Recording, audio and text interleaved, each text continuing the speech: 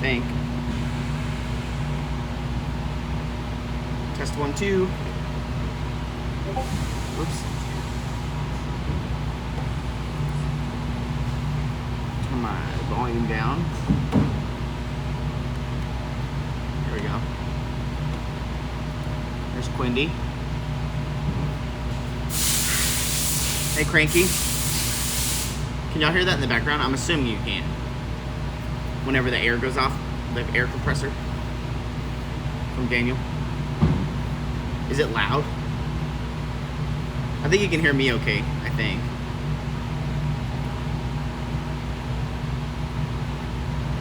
So it is loud.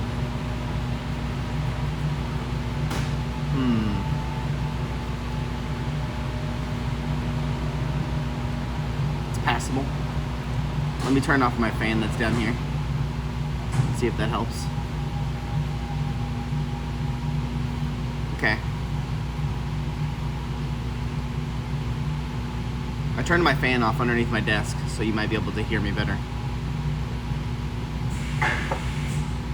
You can see a draft? Yeah.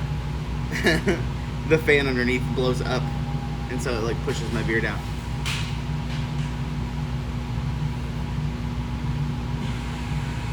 Okay, good. All right.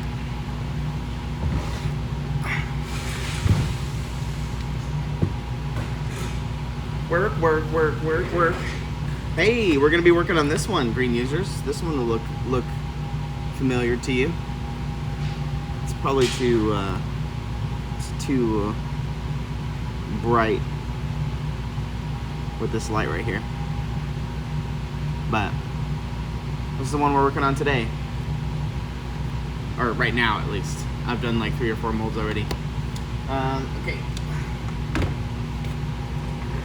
it's caliper time.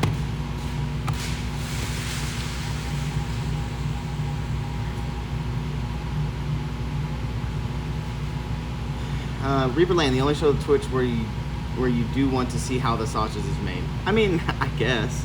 I like watching that show, How's It Made. Ooh. I gotta find a good middle point here.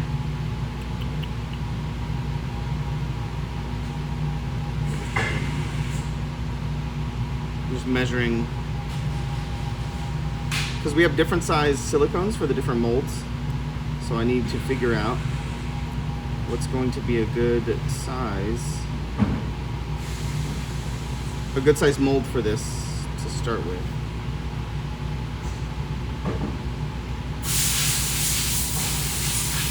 Just to be safe on this one, I'm going to do a 28. So I'm going to go get that.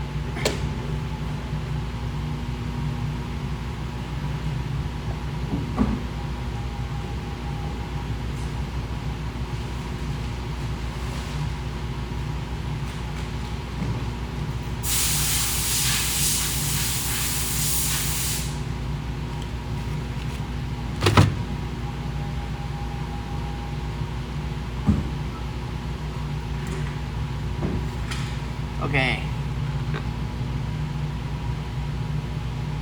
Hey. Roger, how's it going? Let me get a better camera angle for you guys here. Whoop. Let's go down there. Okay. Should be good. I need this though.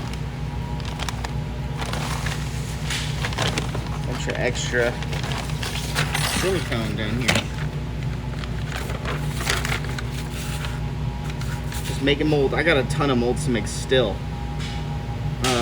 Last week, or like Reaper Live a couple weeks ago, I had like 17 masters, and I got through a bunch of those masters for ReaperCon, and then every day after that I got 2 or 3 more masters every single day.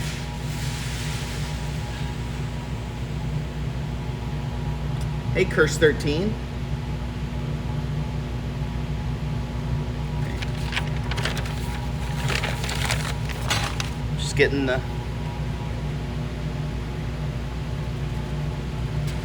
Just getting the startings of this mold ready to go.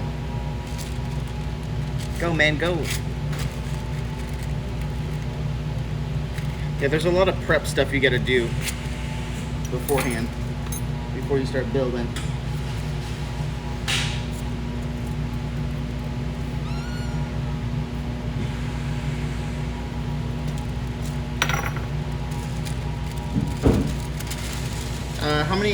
How many masters do you need to do on an average week? It just depends on when things are coming up. Right now it's ReaperCon, so waiting for the air. So right now it's not too bad. I mean,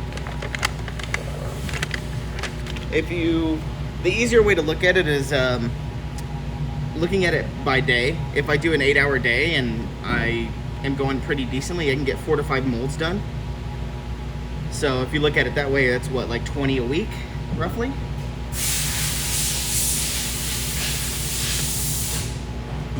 So yeah, that's like 40 a week, probably. 40 to 45, depending on how fast you go.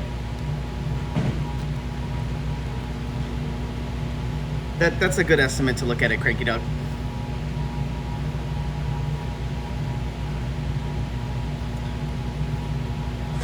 Okay. We got our first layer in.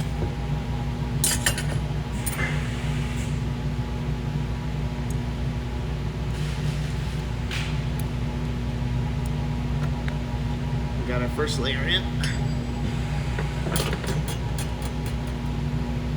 It doesn't sound like a lot when you say 20 molds a week.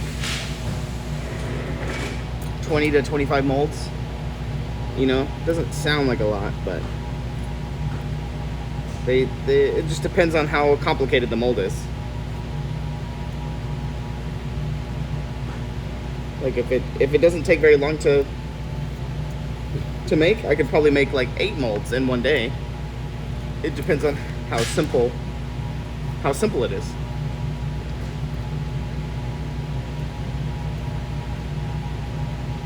Yeah, the silicone does come. There's different widths and depths and things, but yes, it is generally in this shape. And so now it's ready to go here. So let's see. I guess I can get in a little closer. There we go.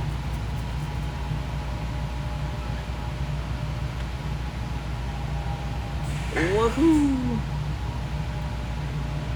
So right now I need to figure out if the sprue size that we use, and I'm seeing what can work and what can't. 2, 4, 6, 8, 9. 2, 4, 6, 8, 9. I got 9 masters. That means 8. So this will work like this.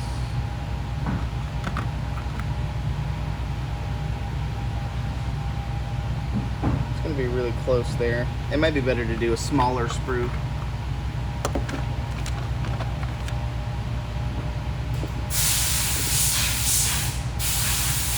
Sorry for the air.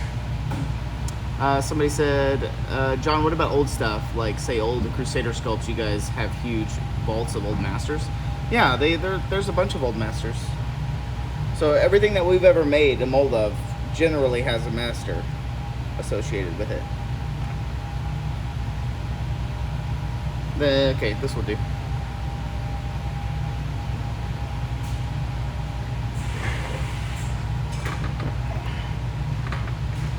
This will do.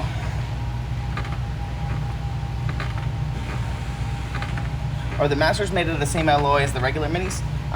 There for a little while we did have extra, or we did have different types of metal that the masters were made out of.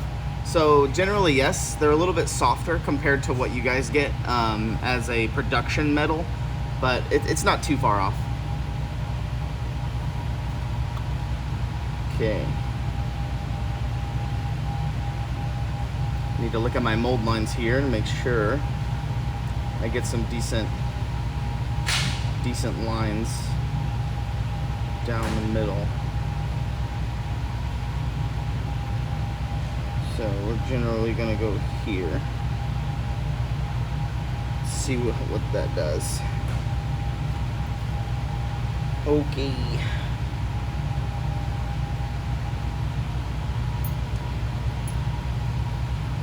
You didn't expect the masters to be soft? Yeah, they just get really, the softer metal gets a really nice detail for the masters, so the masters look really good. I know it's kind of hard, it's going to be hard to kind of see with the light and everything, but the masters are, for metal masters at least. There's not very many masters left that we do anymore. Everything that I've made in the past like year and a half have been 3D print masters, but yeah. Okay, and I'll talk about what I'm doing as well. So for mold making, I think of it as like reverse sculpting in general. So I'm basically like building up around it to make the mold lines around it. So in a sense, it's kind of like reverse sculpting. So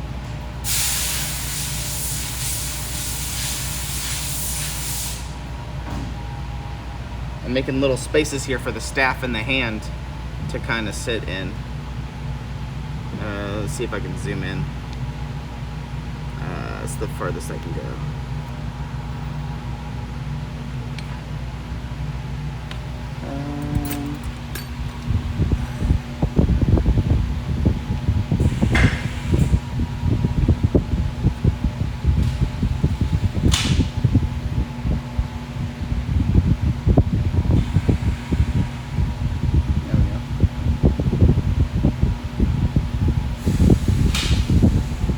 It looks like a block of polenta, like this.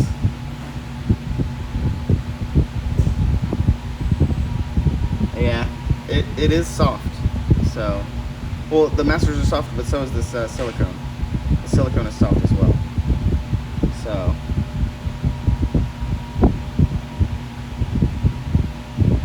I'm carving out a little bit of material here, so the model can rest easily without bending anything.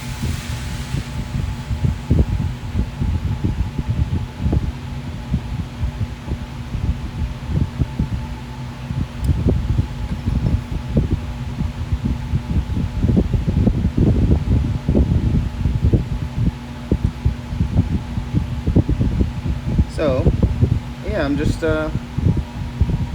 making a little pocket for the staff to sit in right here. As you can see, I'm carving around it because it's not on this plane, it's going downwards. You can see it's going at a down angle.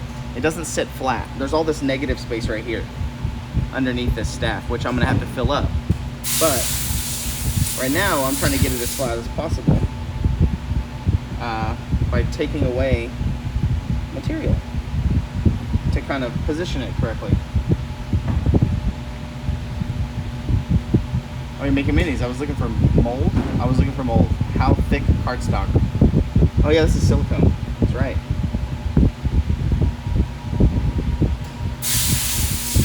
So now I'm just pressing a little bit inside of here, making space for this hand.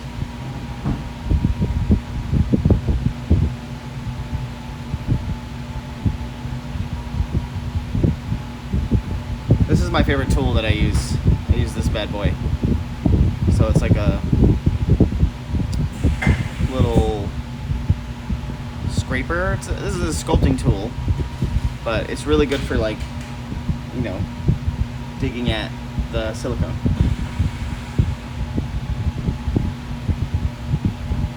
I'm gonna have to go get a water in a second. Okay. So I like this position that we're in here, so now I gotta fill in all this negative space underneath here.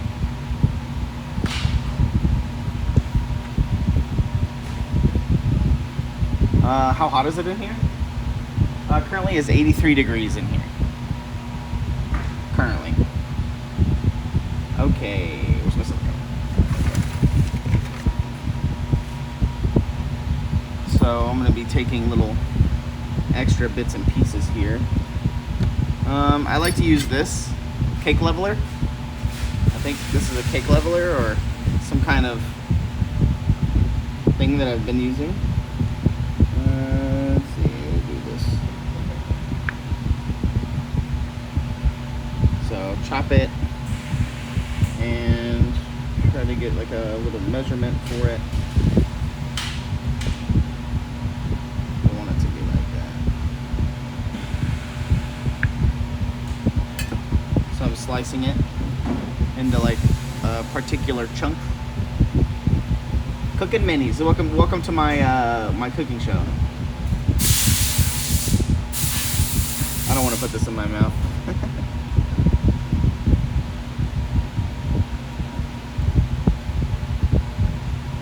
So I'm basically building up underneath this undercut right here. So you can see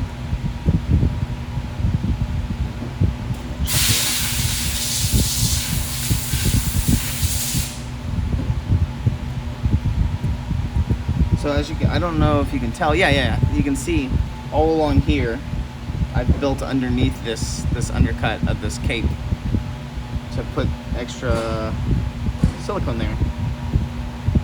And then I'm gonna just chop away all this excess that I don't really need and just try to make it as nice and compact as I can.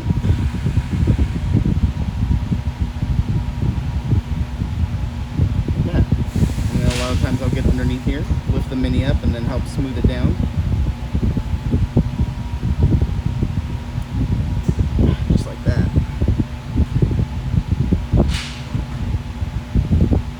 And so now that mold line will go all the way up this cape and then down this hand. Like that. It'll go all the way up this hand and down. Is it all that same density silicone, or is that lower block harder? No, it's all the same density. It's all the same barometer, I guess you could say. But now I gotta get underneath. I gotta start filling in the other pieces. It's like Play-Doh. You're like sticking Play-Doh underneath this head piece right here. Her hair, I should say. So now I'm adding all this material on the other side.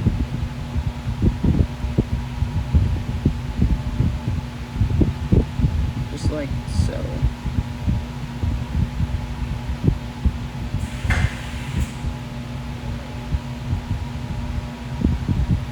And I want a bit of it.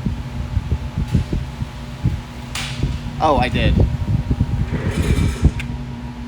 There we go. I turned it off. I'm sorry. It should be better now.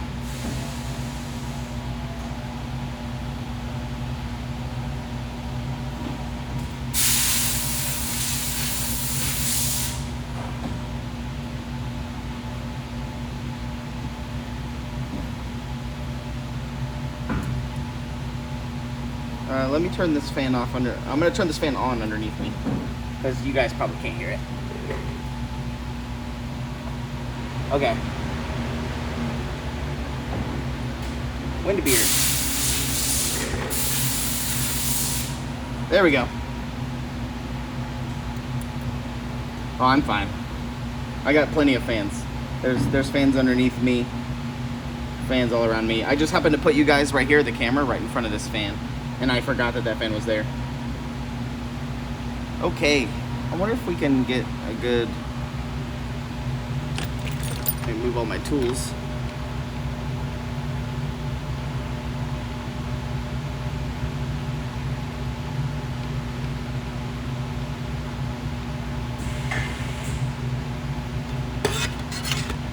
I haven't done Food Truck Friday in a while.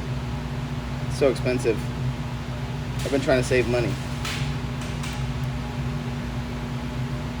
Okay, so since she has these horns, you can see these horns right here. I need to build up extra silicone like this to where those horns will sit on top of the silicone like that. And I generally like to do that with a like a bevel. Like, I'll show you. It's really hard to get a good shot of it, but I'm gonna chop this and then make like a ramp like that, just like this. See how it has this ramp, and this I'm gonna sit the horns under this like that. So I push it into place. So now what you should see is I have the horns sitting along this edge of silicone, just like that. Ta-da! And so this helps me so the horns don't get buried on the other side when I go to put the top on. So there's gonna be, I do a lot of blending,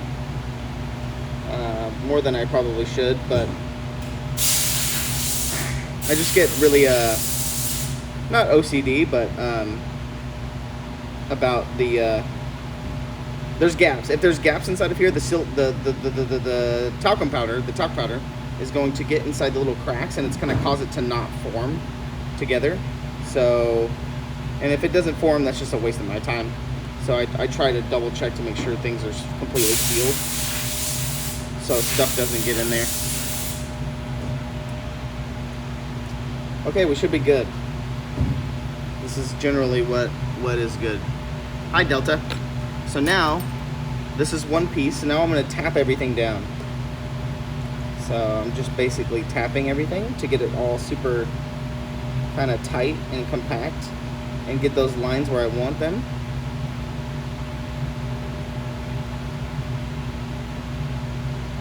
So you can see kind of where I'm tapping. This is basically for all that extra silicone that I added to kind of make it compact and tamp it down, so it doesn't have very much movement whenever I go to cook the mold.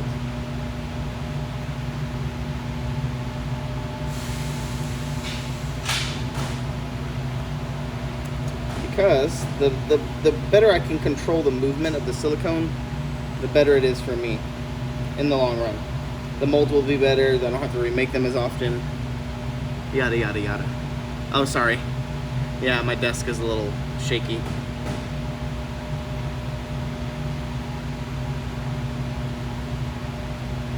I'll try not to shake as much. You have to do that 6 to 8 more times? Yes, Christoph. Yeah, this is just one. I have 8 more to go.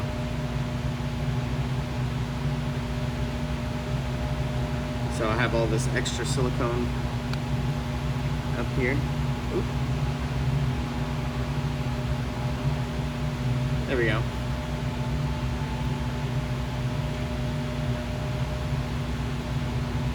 Her left armpit? Oh, you mean right here? No, that'll be fine. I'm more worried about this cape edge right here, because I'm gonna put an extra layer of silicone on top of her hand that's gonna help push all this down right here to create a good, nice line along this edge of her hand. So if there's a little space right here, that's fine. I've learned over the hundreds of molds that I've made that you generally want to have a little bit of leeway, because the silicone is so rubbery, it's gonna move. I should be able to, Delta, but I probably won't respond to it right away. Alright, so you should be able to see all that extra silicone that I built up all right here. Now we move on to the next one. So I'll grab the next master and I'll start figuring out where it's gonna go. And I generally try to put them all in the same location.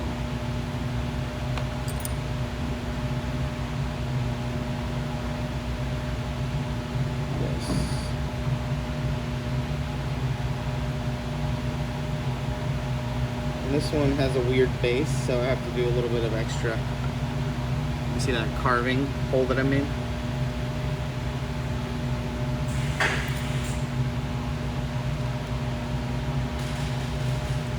Nice Split Rock lighthouse. Yeah, I got this at the Split Rock in Minnesota.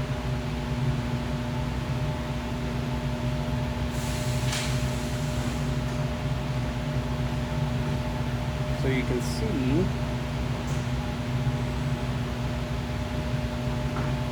this staff. I wonder if you can, yeah, you can see. See how this hand is, it's hitting this thing? So I kind of want to create like a embossed little section for it to sit down into. Like that.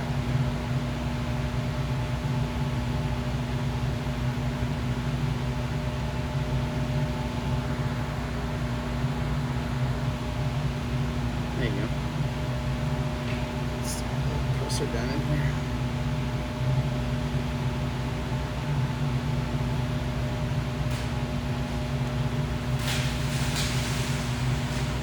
I just want to fast forward to the part where it arrives at your doorstep. Nice.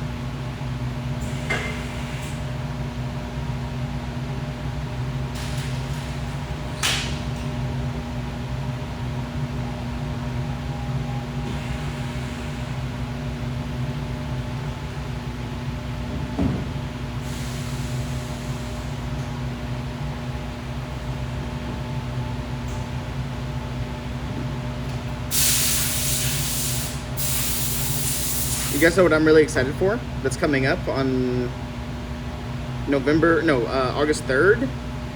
We're gonna be playing on ReaperLand every Friday probably for a good little while. I'm gonna go into the studio and start figuring out how to play some Baldur's Gate 3. Comes out on November 3rd, and it's going to be a chat playthrough. Where chat gets to decide all of the chat interactions, like all the interactions with NPCs, who we invite to our party, who do we romance, what items we wear, what spells we take. It's going to be a good time. I have a lot of, I can't wait. It sounds super fun.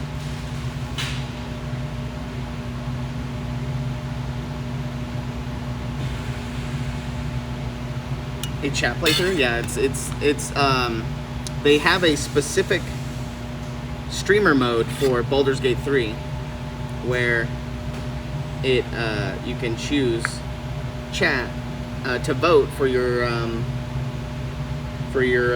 interactions, your responses to dialogue.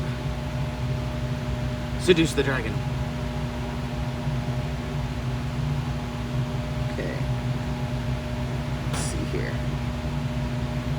So I'm going to lift this up a little bit and I'm going to press this down in there.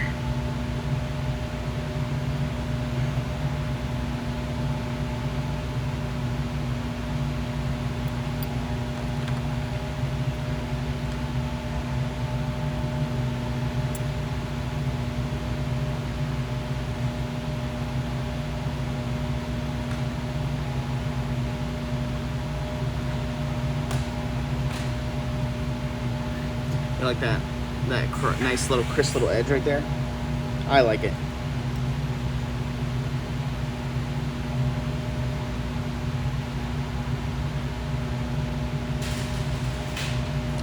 Sorry, I'm moving the camera around a lot. I gotta press pretty hard on the table.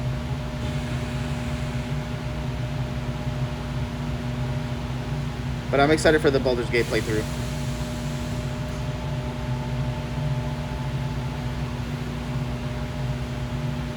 Anybody been playing anything fun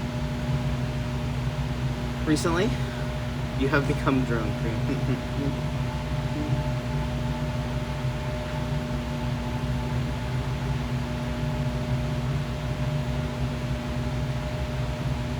I actually don't know what this is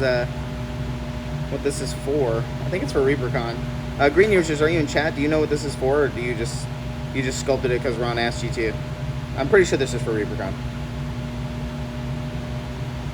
This actually might be the Hall of Fame model. I could be wrong. Green Users will know, probably. Vampire Survivors, Cranky Dog. Have you played Halls of Torment? You should play Halls of Torment. I think it's way better than Vampire Survivors. Halls of Torment. CO frame. Playing Borderlands 3 with the kiddo. Nice.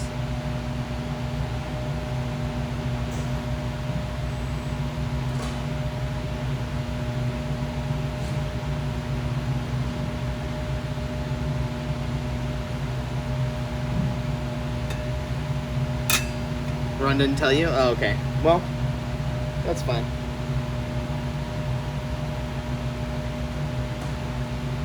Okay, I'm not gonna press that hard so the camera doesn't shake. Oh, it's still shaking. There's nothing I can do about that.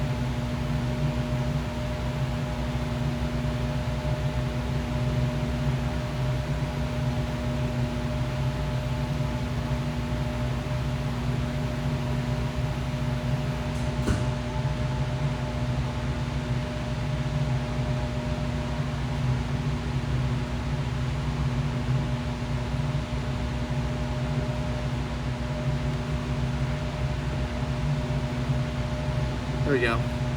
I'm gonna add an extra piece of rubber or silicone on the head piece here, just because I'm worried about these horns. I really have to make sure that they're really covered here for good mold lines. I don't want them to get buried, because if they get buried, then it's gonna tear out.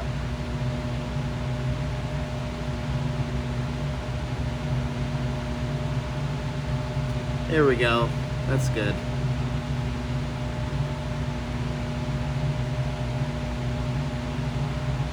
Anybody see Oppenheimer yet?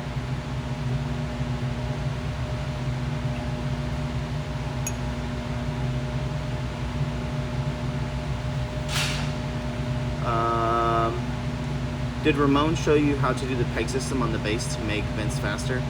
I mean, yeah, but I don't agree with it 100%. My gates are already good. I don't really need them. And it takes up way too much time, and it limits the mold making process, in my opinion. That's my thought process on it. So I don't use them. All gravy gaming. All right, number 3.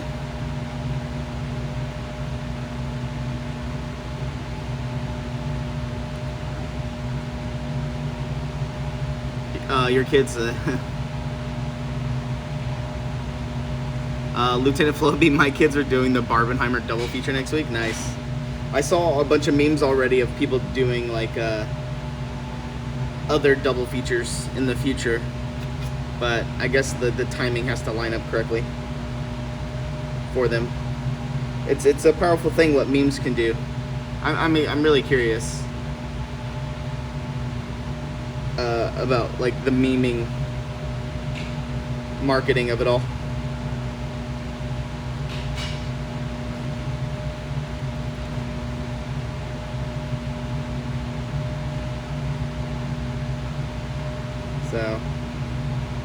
So it's not too bad. Here, I'll move over so you guys can see a little bit easier.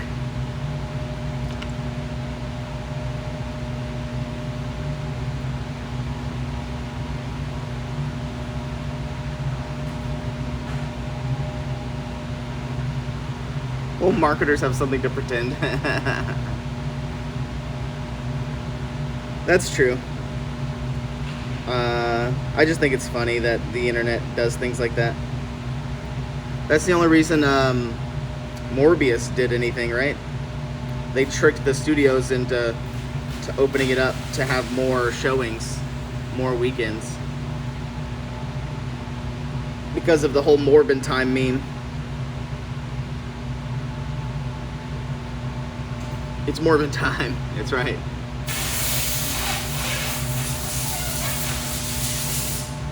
All Gravy Gaming, who do you work for? Are you a mold maker as well?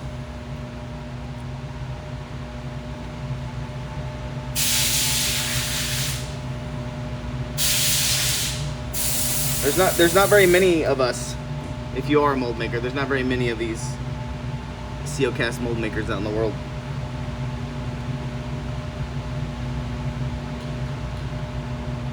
Which I guess should be a good thing, right?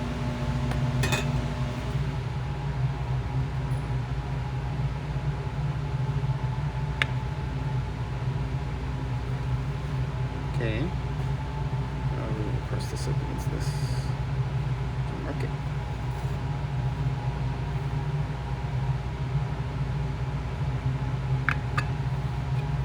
There we go.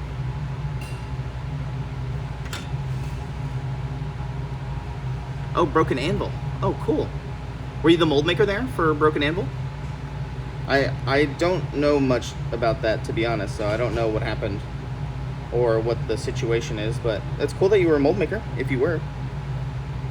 I don't get to meet very many mold makers.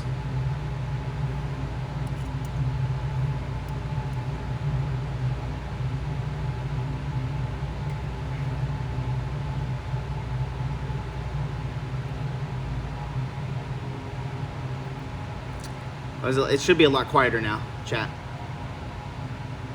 Cranky Dog? I don't know if I'm allowed to say, but I mean, they're pretty expensive, Cranky Dog.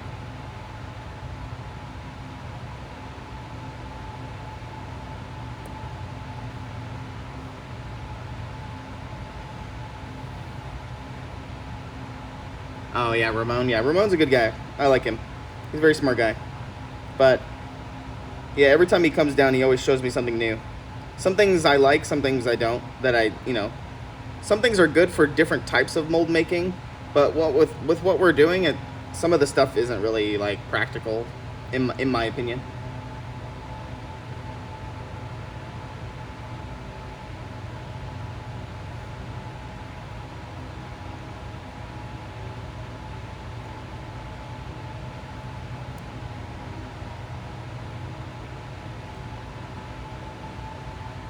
How many mold makers did y'all have? All gravy?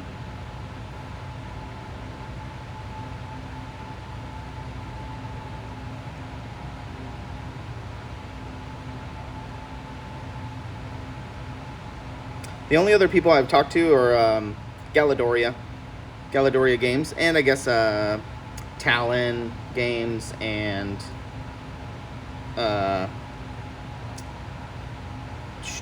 some others about mold making stuff, but not very many.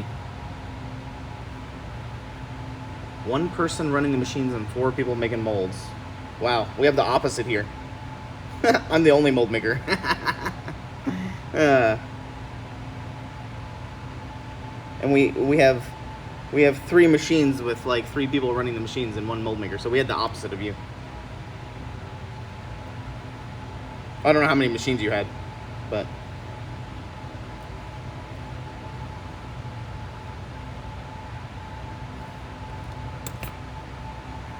oh.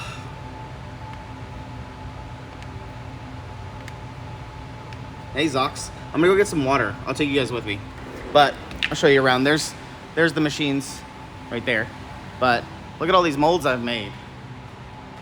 There's a couple of them right there. There's some right there. There's some all right here. Hundreds and hundreds of them probably.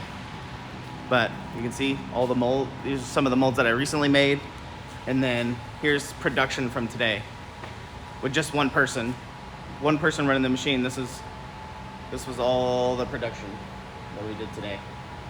So, and you can see, this is cool. This is the Halloween model you guys haven't seen yet. Ooh, sneaky peeky. Take a picture. That's the Halloween model. Let's see here. What are you guys saying? One was broken all the time. They sold us a lemon. That's funny. Yeah, Galadoria. Yeah, let's see. Hey, the temperatures didn't change very much. It's gonna be loud for a second. Here's a cool little, here's a gym. So we have that with all of our weights, a treadmill. Just to get your exercise on during lunchtime. But I'm gonna get a water.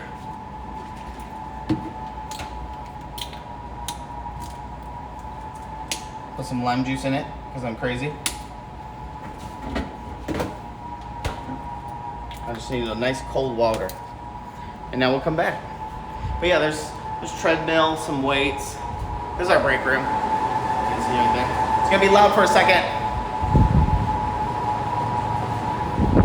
There's that big bad boy right there. Whew. All right. And we're back.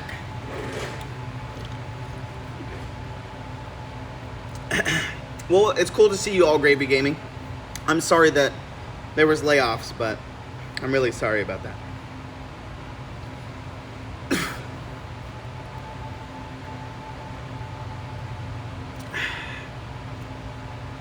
Those buckets?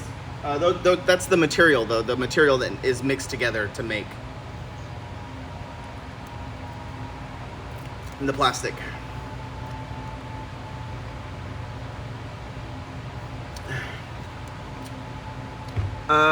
Trashorama. So is the intent to convert all the old wheels, I'm assuming you mean molds, or just focus on new stuff? Both. Both, Trash. Count Ehrlich. I saw, Count, your picture, I think, on the forums, your profile picture, is the ruler of Thule. Is that your profile picture on the forums? It's funny because I recently got a Kickstarter from New Zealand for a game called Sorcery, and one of the cards that I got was one of the 4 pieces of artwork from Frank Frazetta, and I got the ruler of Thule foil. It's about $1,200. So I opened one. There's only about 250 in the world apparently, and I thought that was funny because I saw your profile picture was the ruler of Thule profile picture.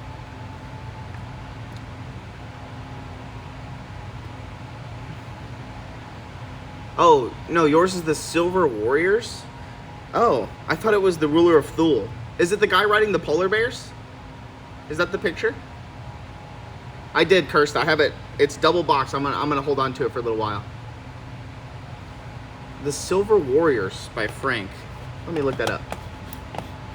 Because I could have swore. Yeah, the polar bears, yeah. Ruler of Thule Sorcery. Maybe it has a different name for sorcery.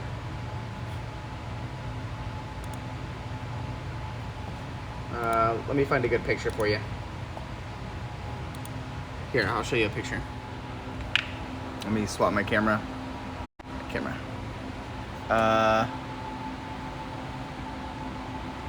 Wait. What? Where is it?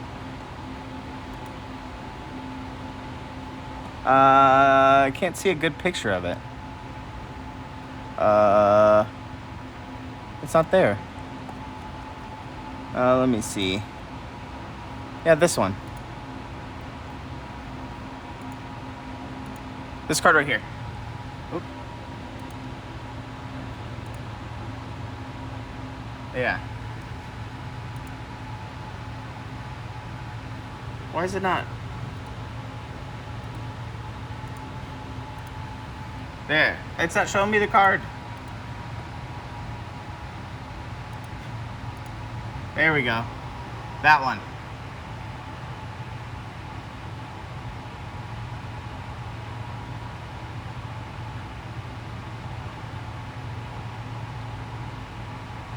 But yeah. That's the card. Okay, so they renamed it. But I got a foil one. It's about $1,200. So I opened that in my Sorcery TCG recently. So I thought that was cool.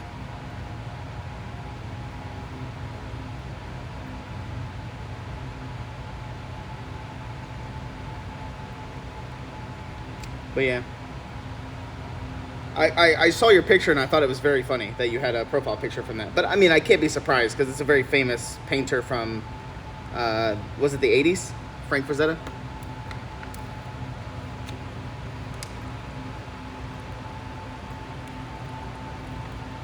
Oh, 70s. Nice. Alright. Talking's making me work slower, but that's fine. I'm not in like a super rush, but I'm just letting you guys know that I can normally make molds faster than this. But let's see here. Yeah, my main goal on this miniature is to make sure that the staff stays straight, and whenever I go to press this mold, that it doesn't snap the staff, as well as keeping these horns so they don't get buried. That's like my main goal on this particular model here.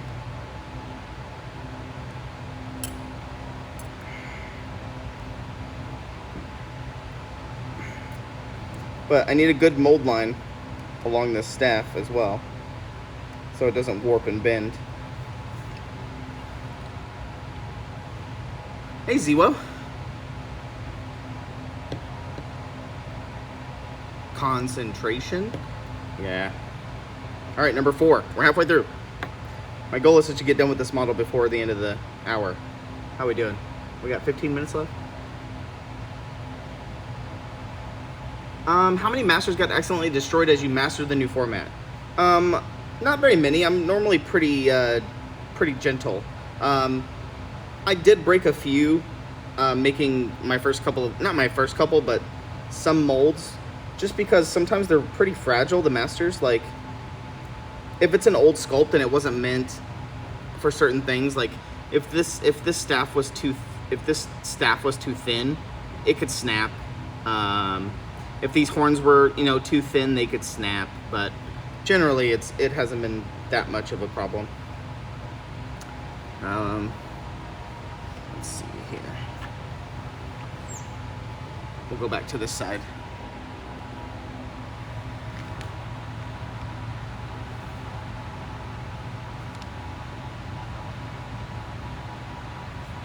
Working up here. There we go. So, just carving out my staff option here. My staff release.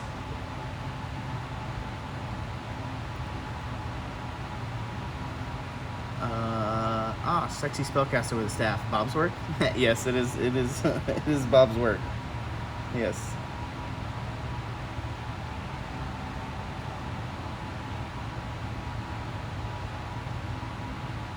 It's like a hellborn sorceress of some kind, a demon, you know, hellborn.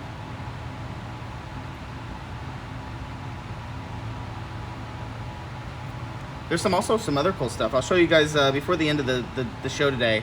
I'll show you what masters I'm working on, just to show you a kind of a small little quick glimpse of some ReaperCon shenanigans here. Yeah, it sucks. You can't really see a good angle here. I'm trying to work on this.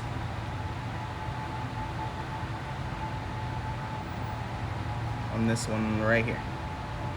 Can't really get a good angle of it. Ah, there we go. All the ReaperCon shenanigans. This is one of my favorite tools. I love using this little pizza like pie cutter thing, just because I can cut this silicone at like nice straight angles to create like nice edges. It's one of my favorite things to use.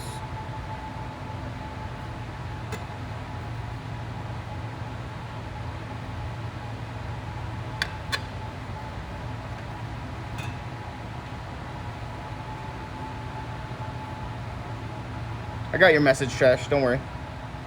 I saw it. You know, Trash, I was gonna go down for your birthday shenanigans.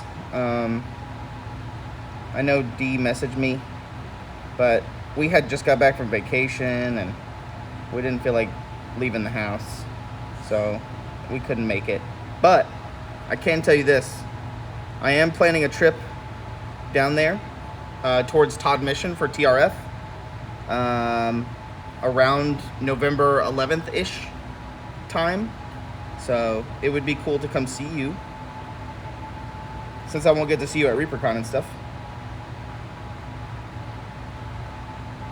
It's really funny because D texted me and it said,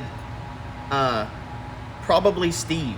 Like my phone said, probably Steve. And I don't know why.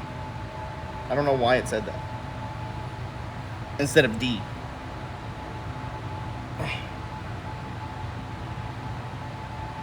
I broke one of my sculpting tools last week.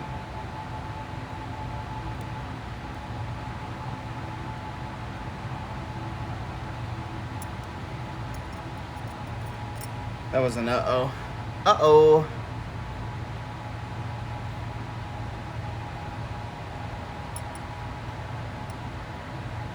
You know, sometimes just pushing too hard or something. It was one of these. It was a bigger version of this one. It was a bigger version of this tool that I broke last week.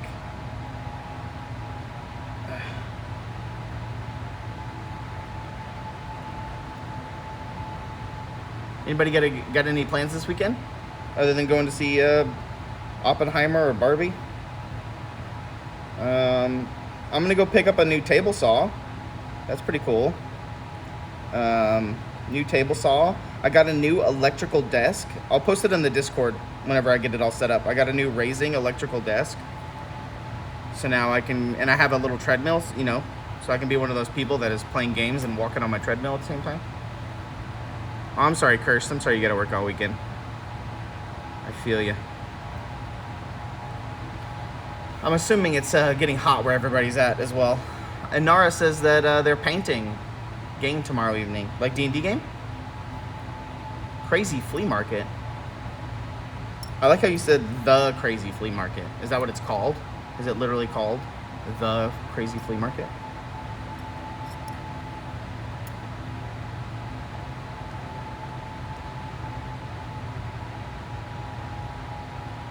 The crazy flea market.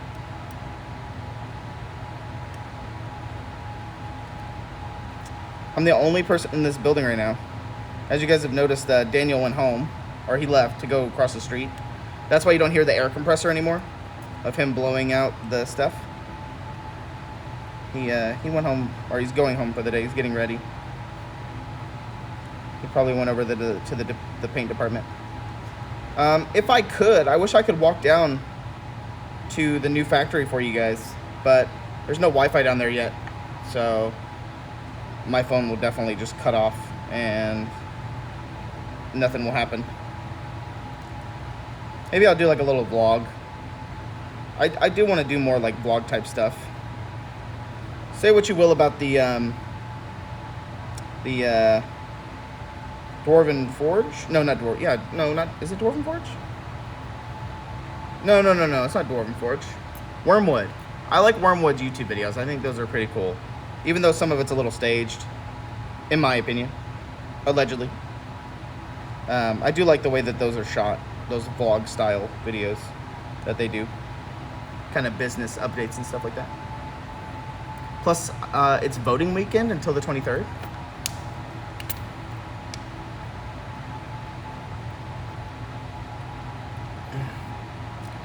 Zox is going to go see Oppenheimer. Nice. I heard it's really long, and I heard IMAX is really good. Nice, Asher. Production quality, yeah. I wouldn't say staged. It's just a little gimmicky, or not gimmicky, but it feels like it's not. Some of it's not natural. You know what I mean? Or they're playing it up because the cameras are on. But I guess that's anybody. Whenever there's a camera on, everybody's gonna kind of up it up a little bit, you know what I mean? Enhanced reality. Yeah. You know, I'm excited for ReaperCon. I was gonna do. There's supposed to be a Kickstarter update. Let's see if the Kickstarter update came out yet. I know Ron was working on it right when I was messaging him.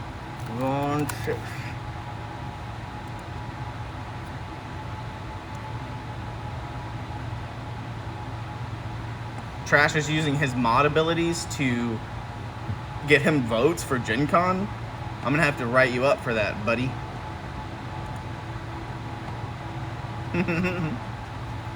Okay. I believe this update already came out. It was July A, so we're waiting for July B. Yes, because this came out on July 7th. So yeah, there will be an update today.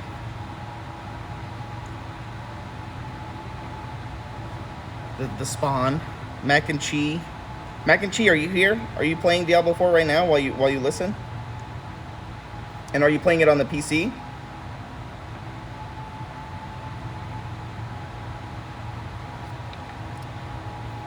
Inara, yeah, he's working on it. I asked him for some stuff for ReaperCon, and he said that he would get to me after the Kickstarter update was done. So I haven't received that stuff yet, so I'm assuming he's still working on the update. All right, I'm gonna show you guys like a little close-up of what I kind of been doing. So let's see. So you can see all these little raised areas. So I'm mainly talking about the horns there and around this cape right here. I've built up all this silicone like leading up to it around this edge of this cape and around her arm, so you can see that's kind of built up around the hair. And then the staff, in order to keep it straight, since the staff was not level with the plane, the flat plane of the molds, I had to dig down in to make it you know, flat, to create like, to keep the trajectory of the staff going downwards this direction, to keep it. So I have to build down into the mold a little bit, and I'm gonna build on top of this later, but right now it's mainly just building things up like that. And so you can see around this edge of this cape right here, I built up to it. Around here, built up to it. Like that. It's not my finest work, but it'll do for what this mold needs. There's some way more complicated molds than this, but we can get to those later.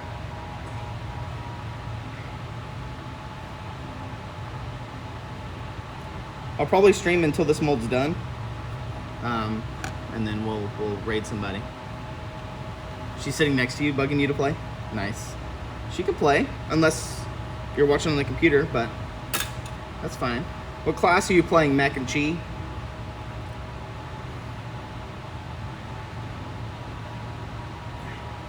And don't watch YouTube videos if you do watch YouTube videos. Out of respect for Mac and Chi, I will not say anything bad about Diablo. Yeah, these sculpts are fun. You want to see another one? I'll show you some masters that I got over there. Okay. I'll try a different camera angle too. Camera. Okay. So this thing right here, it's like a skeleton, like on the base. You can kind of see there. But the cool thing with this one is 30,135. Wait, where's it at? Oh, it's over here.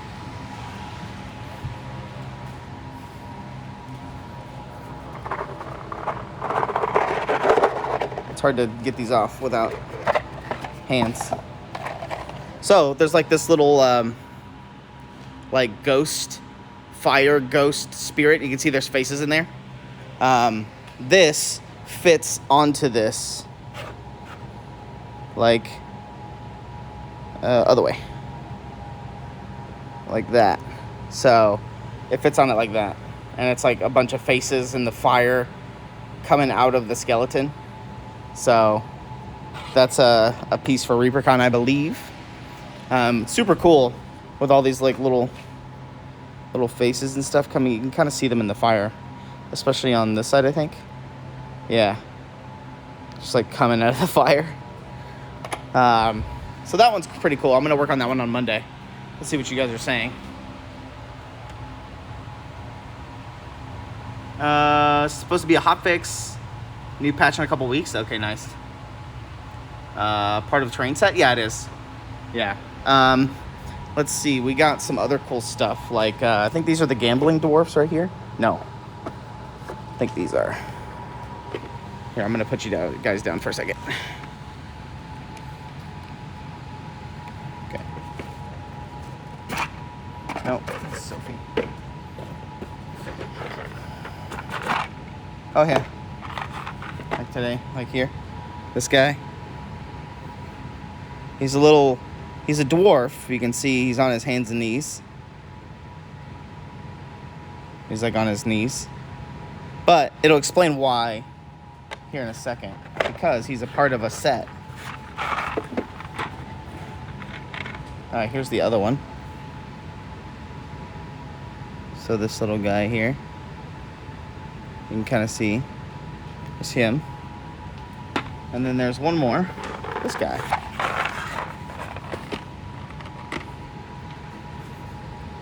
And you can see him. So he has a dice. Little tiny 2d6s in his hand, I think. Or 8. No, yeah, he has 2d6s. So, and this guy's like crumbling. But you can see, look at his base here. The base has this weird notch in it. And it's because, I believe, these are supposed to kind of like notch together in some way. Yeah. Like you can see, I'm trying to focus, it's going to be kind of hard, but you can see all three of the bottom of their bases kind of fit together to kind of create this little diorama. Is it focused? Of like gambling dwarfs. So there's like 3 dwarfs standing around in a circle and all their bases kind of connect to make little gambling dwarfs. And that you know, that's going to be a part of like a Brian Wynn set. Yeah, they're playing scraps. Exactly. I know Ron's really excited about that one. Whoa, where am I going? But yeah.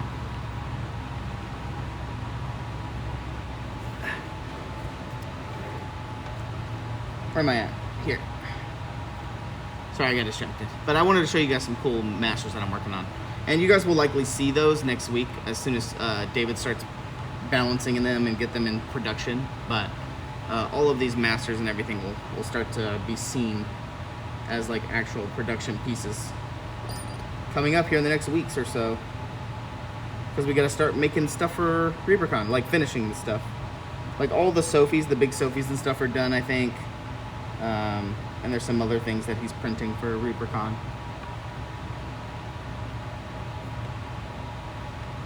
Let's see here.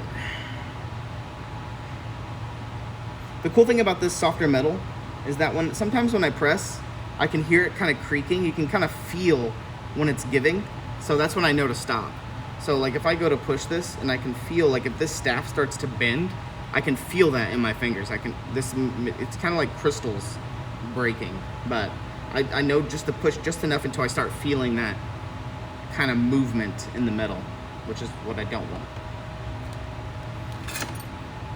All right, let's cut us some more silicone here.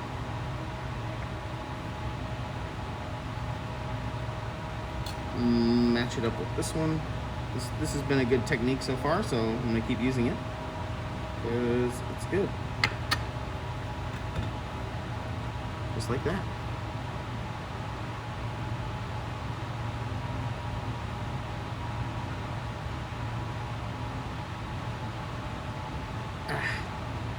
Get in there.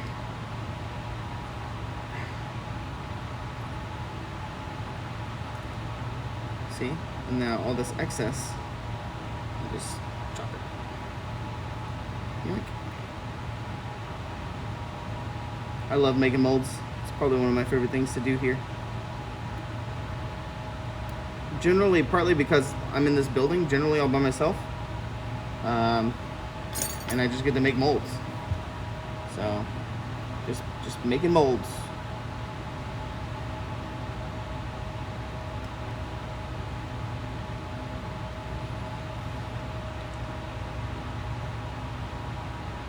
Renaissance man.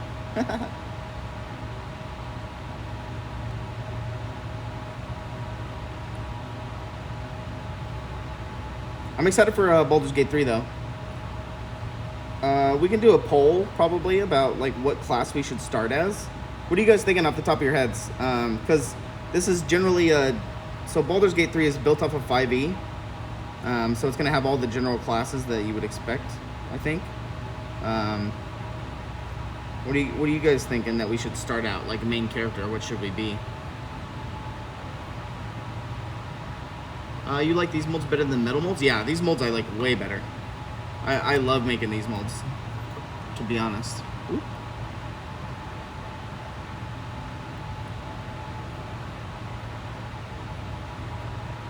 Oathbreaker, Paladin, Ranger, Artificer. Is there Artificer in Baldur's Gate? I don't know if there was. Oh, I wasn't sure if there was Artificer. Oh, there's not. Okay. Druids are generally overpowered. Don't know if they're in the game, though. Yeah, Druids are there. Maltex. Should be. They might add it later.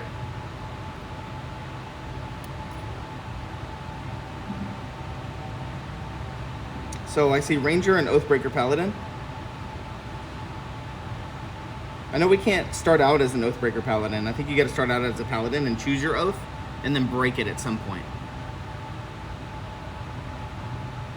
Yeah, Asher. So that's why most Paladins don't start out as an Oathbreaker. They have an oath, and then if they do something to break that oath, they become an Oathbreaker. Generally. And from my understanding, that's how it works in Baldur's Gate 3 as well. Is that you start out as a Paladin with an oath, and then if you do something in the game to break your oath, you become an Oathbreaker.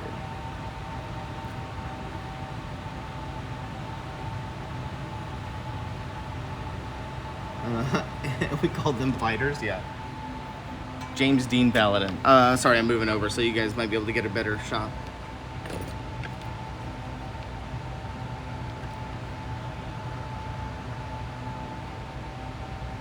As I move around the molds here. Boop.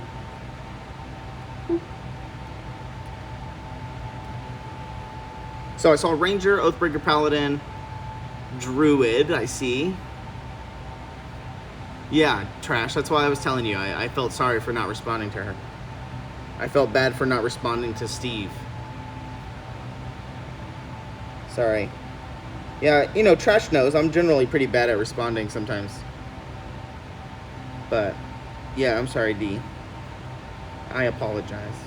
Did you tell her about us coming down there for Renaissance TRF?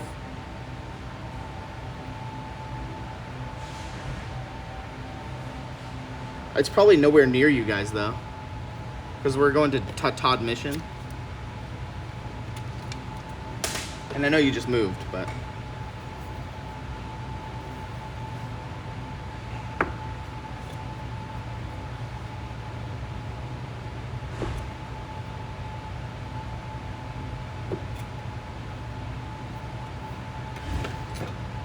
Six bards? Just play 6 bards. Okay, Ishin Loki says sorcerer. Bye, Trash. Well, as we get closer to the game releasing, which is in 2 weeks or so, then we can finally decide once we start playing, but I'm really excited for you guys to play it as a chat. Because I think it's gonna, you know, it's like a democracy. Everybody gets to vote on what options they want, but you know, sometimes people's feelings might get hurt because they're like, oh, my option didn't get picked. But I think it'll overall still be fun. Especially because you get to choose everything. You get to choose all the dialogue options. Every single dialogue option in the game, which there's thousands and thousands of them.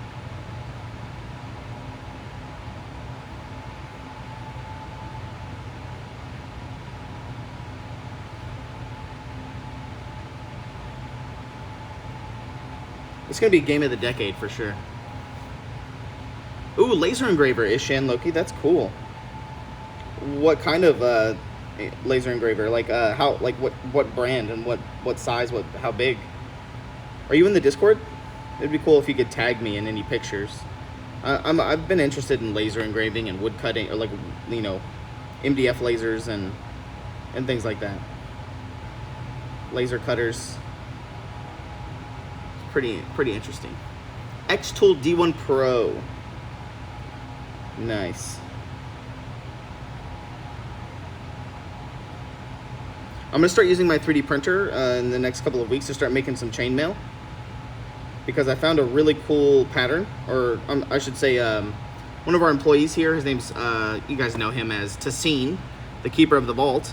He found some pretty cool chainmail 3D prints, and he did some tests, and they look really cool with like little rings. They get printed with little rings, and then they look just like chainmail.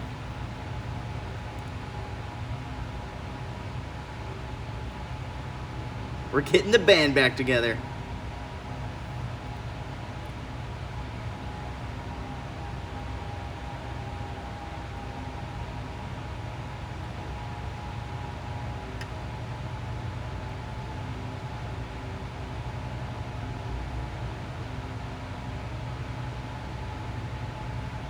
All right. Where are we at? We got 3 more. I wonder if I can power through these really quick.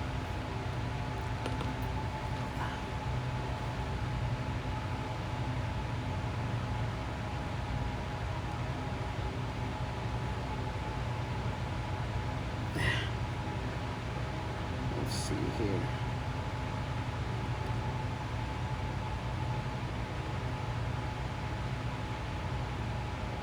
Power through.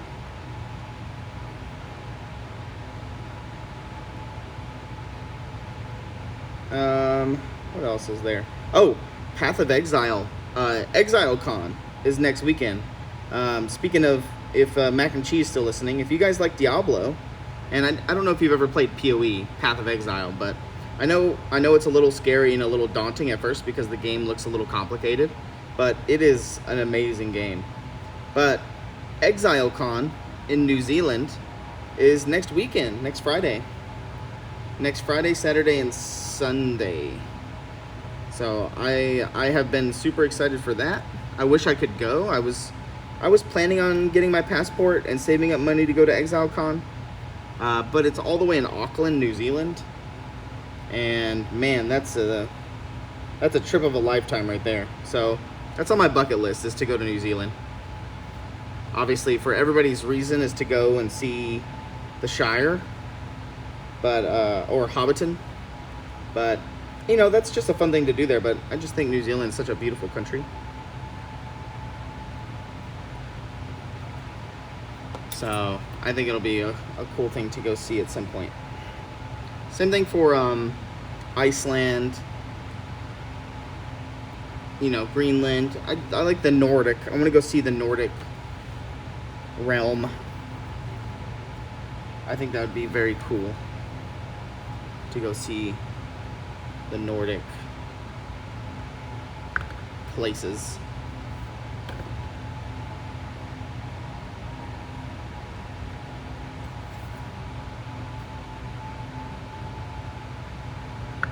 Around the world. Far north or far south? Far north, probably. Wait, are you talking about in New Zealand? It would be north in New Zealand. We read up on it, but haven't played it. Oh gosh, Coffee, it's so good. Such a good game, especially if you like Diablo. Diablo games. But Path of Exile 2 is coming out, and that's what they're going to be talking about next week at ExileCon in New Zealand. So, I really want to go. Bearded man wants to see Viking territory. Yeah, I wish I was Viking. I want to do a 23andMe and see what I am, but I have a feeling I'm going to be English or something like that. Because I looked up the name Overton, and it was generally an English name. So, I don't know. I figured it would be Scottish of some kind, just because I have red in my beard. And I figured Overton would have been a name, like Overton, at some point, but I have no clue. I do want to do some genealogy stuff. I have been looking. I've been watching the Who Do You Think You Are genealogy stuff, and I really like it. Finding out, like, you know, some of your ancestors' lives and how they lived and what they went through and kind of a thing. Because if right now it feels like sometimes family histories get lost or they don't get passed down and things get lost over time, you know, and then people split off and make their own families, and, you know, things just kind of trickle down and lose over time. Yeah, Craigie Dog, something like that, but I haven't done it. First 2 rules of genealogy. 1, your name spelling means nothing. Not everyone tells the truth. Yeah, exactly. Yeah. So I haven't put much weight into my name, to be honest.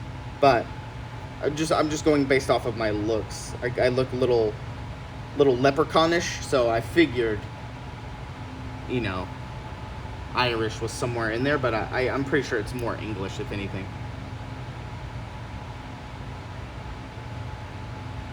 So my own surname genealogy goes back to 500 years. Yeah, see, it's crazy, because sometimes it's passed down sometimes, and I guess in certain cultures, like I guess Italian cultures or cultures that like value family a lot,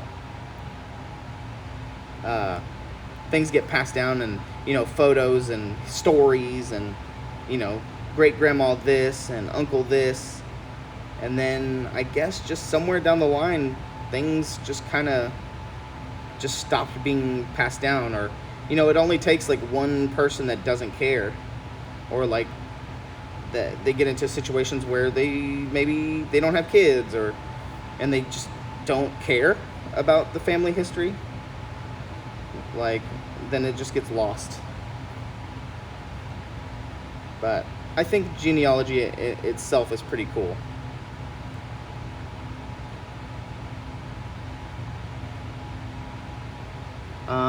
Somewhere in southwestern France. That's cool.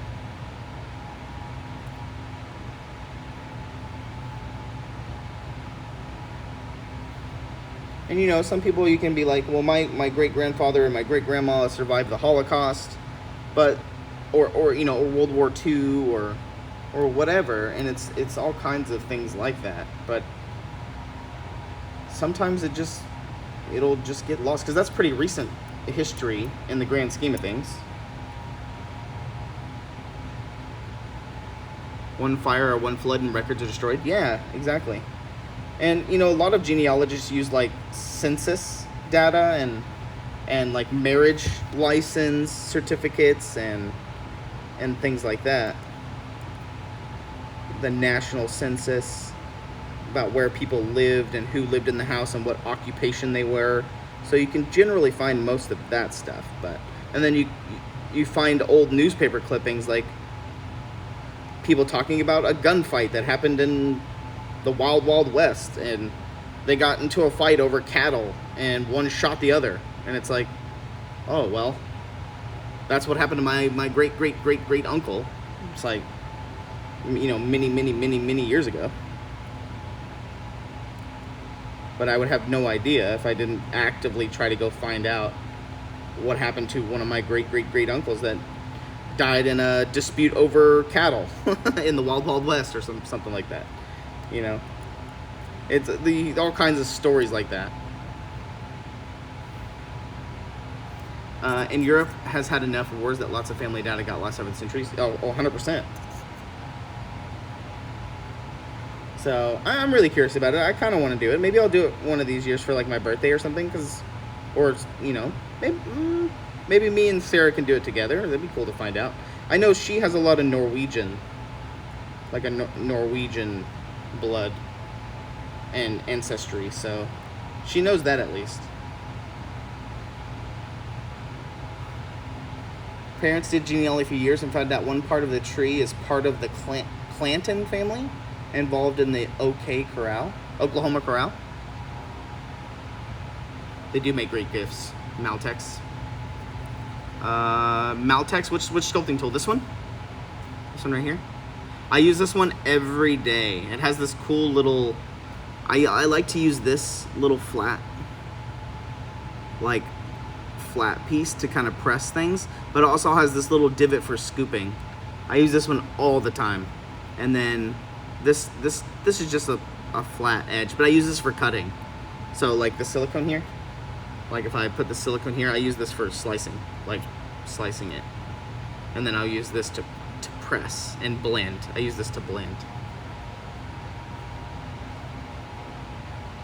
Yeah, I heard about that, Count Ulrich, that they have an app to see before they date if they are related.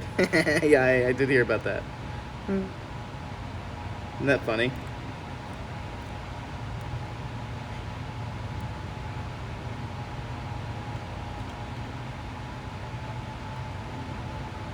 I think that's pretty funny. Woo. Did anybody watch the, I know we're going back to it, but how was the live stream today for Diablo 4, if anybody watched it? I'll probably end up watching a YouTube video on my way home about it. You used the scoop for acrylic paste. Nice. Well, that one took a little bit longer. It's just because I'm talking. I'm in no rush, though. I gotta stop and get gas on my way home. You know, the normal stuffs. And pick up Pepto-Bismol for Sarah because her tummy hurts. Also, for TRF, I'm thinking about dressing up as a dwarf. I'm trying to find like a Tolkien dwarf. Not a Tolkien dwarf, Peter Jackson dwarf, I guess you would say. Or World of Warcraft dwarf.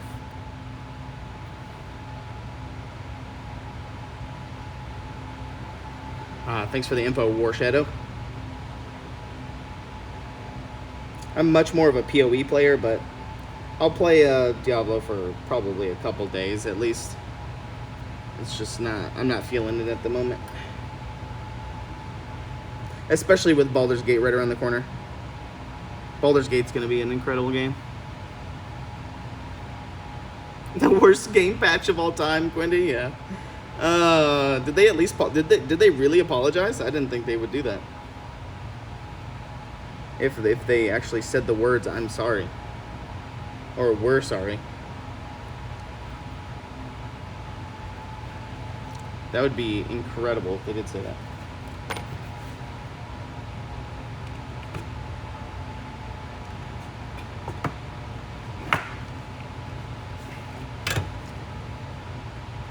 Okay, so they didn't. Okay, so yeah, they wouldn't say I'm sorry. There's no way.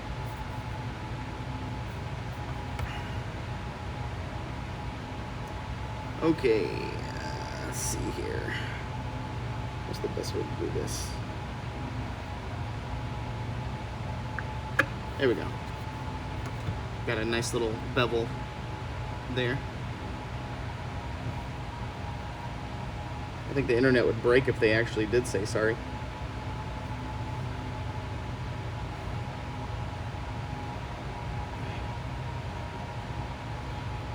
I just come from a world where, I don't know if anybody in chat plays Path of Exile, but when they do their patches, like their patches are so big and they're so robust with changes and explanations on why they made those changes. Even if those changes are bad, you can kind of see where they're coming from.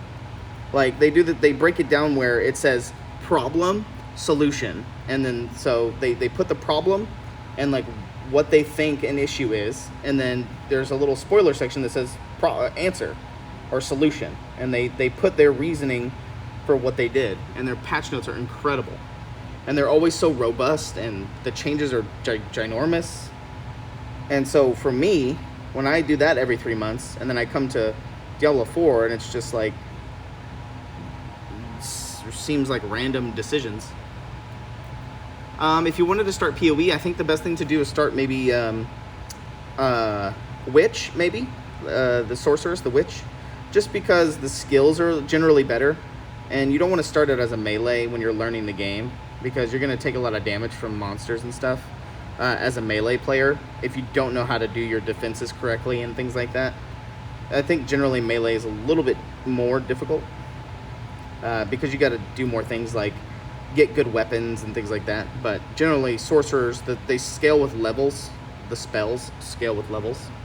So I would start Sorceress. It's generally pretty safe. Or Templar. Templar's pretty good. War Shadow, nice.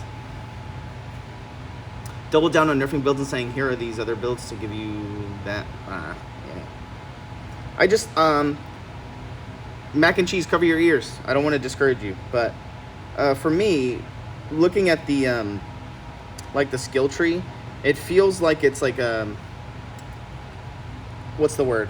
It's like fake choice, because they show you a few options in every of the sections, but it's they generally synergize with each other. Like if I'm gonna take Tornado, I'm also gonna take other storm skills and things like that. So it's like the illusion of choice generally, because when you pick some things or aspects in that sense, is because if I'm going to be playing this, then I'm going to have to use these aspects, like, and you kind of have to. It's just like kind of the illusion of it all, in my opinion.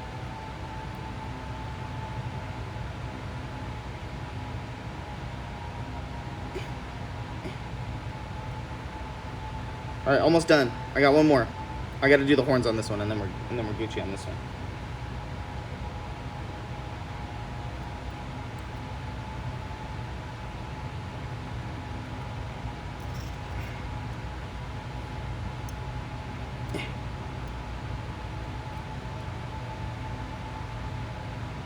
Quindy, when do you normally get off work? Like work? Work.